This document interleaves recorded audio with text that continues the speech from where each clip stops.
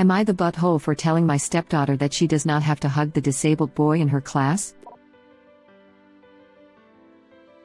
Quick background: I am neurotypical, so please correct me if anything I say is offensive or incorrect. I refer to her as my stepdaughter in the title and not my daughter to highlight that I'm a relatively new parent, and I'm still not sure about a lot of how I handle things. My stepdaughter is 6 and I've been in her life since she was 3.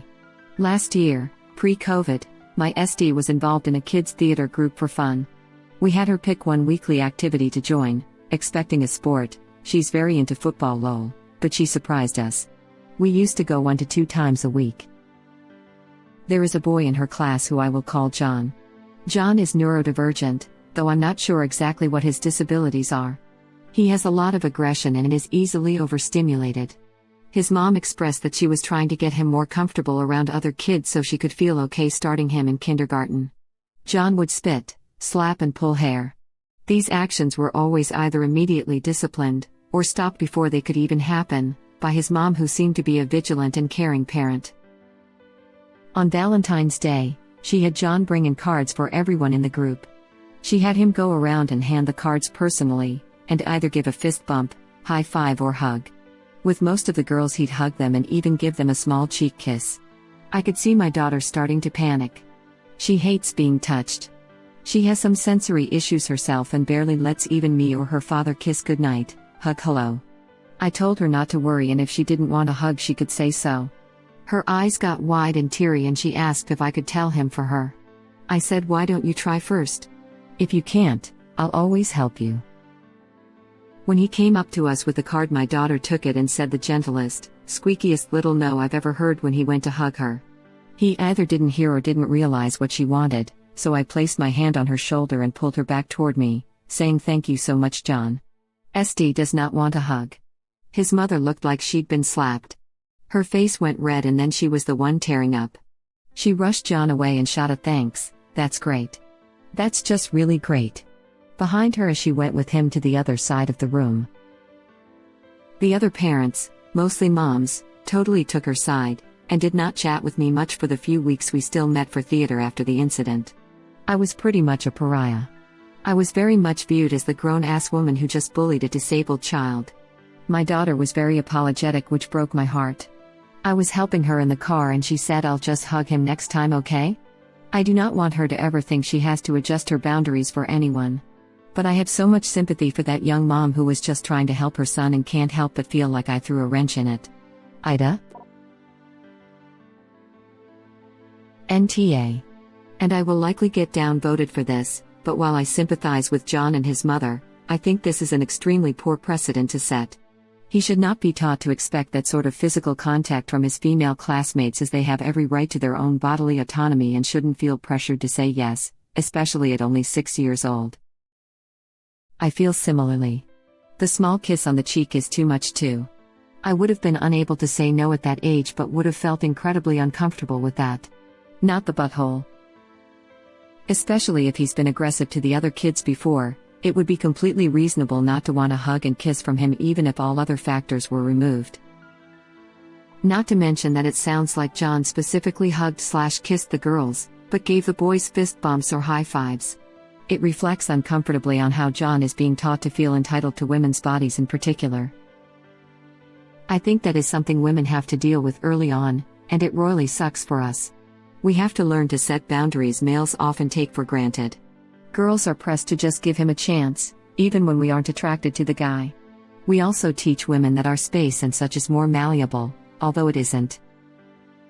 There are several stories even on this sub about it. A young girl was pressed to take a boy with developmental delays to a school formal instead of her boyfriend, and ostracized by others when she didn't. We treat women and girls like training wheels to help boys and men grow up, and not as individuals with our own desires. Edit. Oh wow y'all. I just sat down to eat with my husband and kid, then came back to all these awards. Thank you to everyone.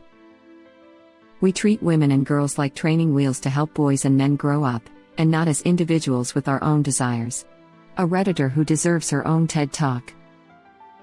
Oh wow, I am flattered. That's the first award I've ever given. You spoke to my soul. To add, thanks to the panorama, I now exclusively do jazz hands, aka spirit fingers, instead of touching people. It's much safer and more jovial. This is such a great way to interact without touching. People try to shake my hand or go in for a hug and I'm like, nope, spirit fingers. We're in the middle of a pandemic, more people, come on. Maybe I throw in a high kick or two just to really solidify my personal bubble. I've had mixed reactions. But they stayed the F out of my space.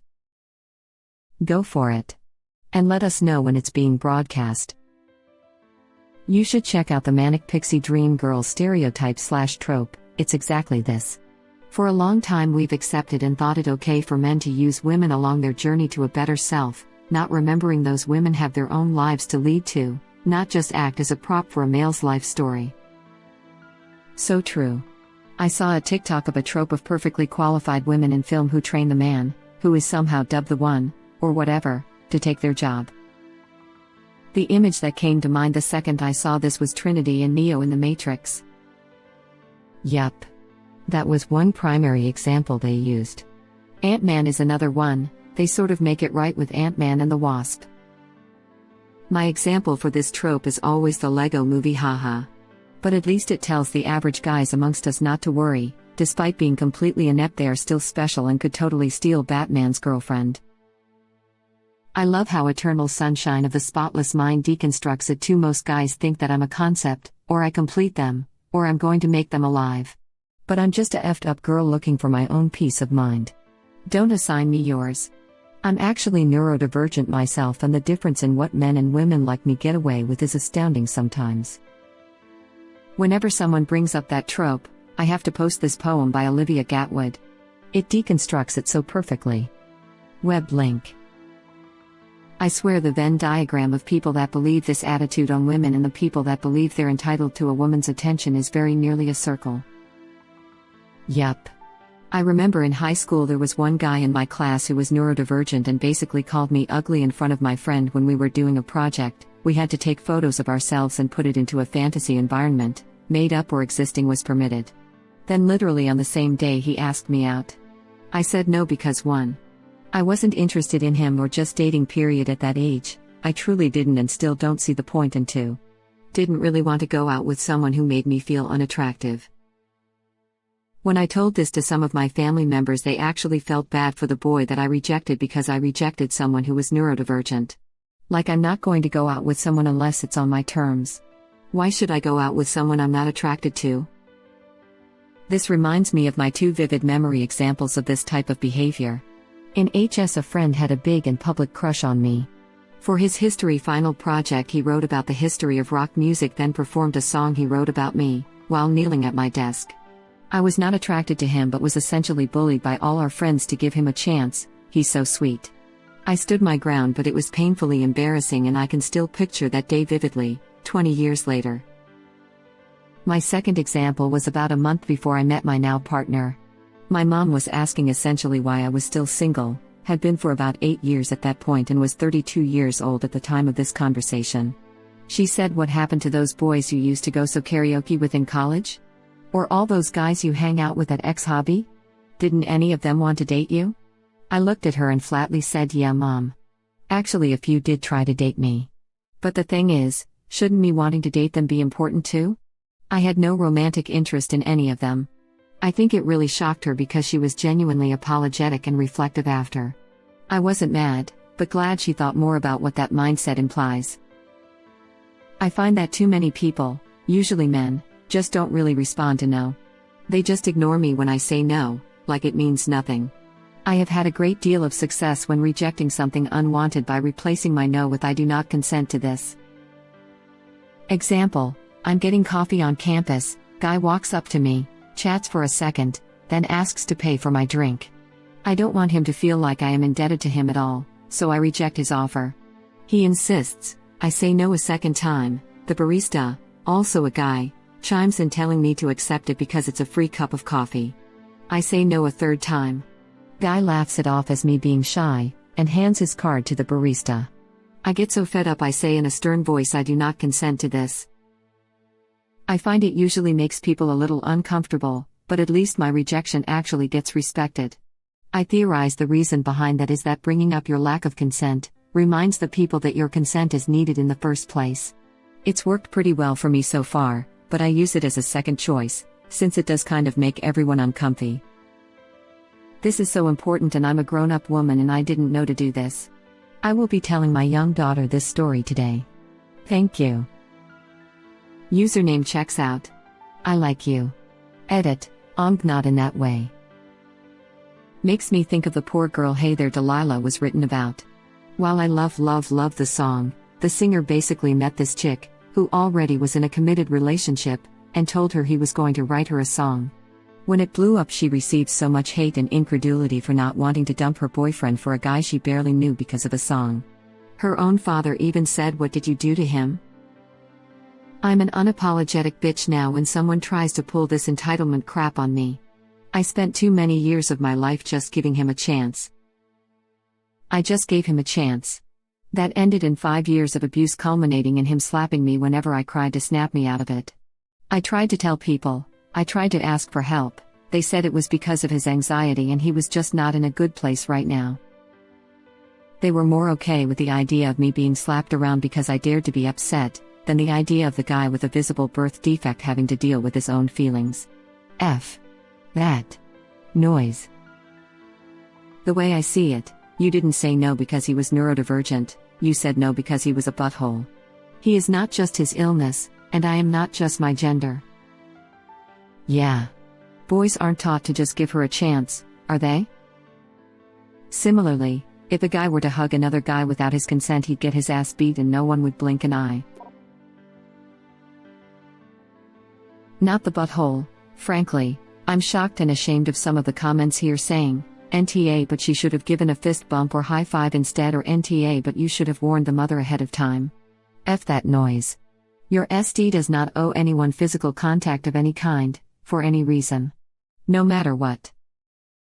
100% agree with that sentiment, and I'd add, and does not owe anyone a reason why. Because John's mother was not owed a heads up or a reason, nor was anyone else. It was on John's mother to ask if that's okay, or to teach John to ask. It was on John's mother to ask if that's okay, or to teach John to ask. This precisely. This should have happened and would have avoided the whole fiasco completely. Not the butthole. I'm assuming that John's mom, or anyone besides Op, didn't hear SD say no when John was coming in for the hug. To them, it just looked like SD was getting ready to hug John, and then original poster pulled her away unprompted. Op absolutely did the right thing by supporting her daughter's boundaries, and John's mom needs to teach John about asking for consent before touching someone. But, I do think there was a genuine misunderstanding here. Both children would benefit from original poster reaching out to John's mom and explaining the part of the story that we got to read, but John's mom didn't see or hear. All she saw was what looked like original poster treating her son like a pariah and keeping her daughter away from him for no reason.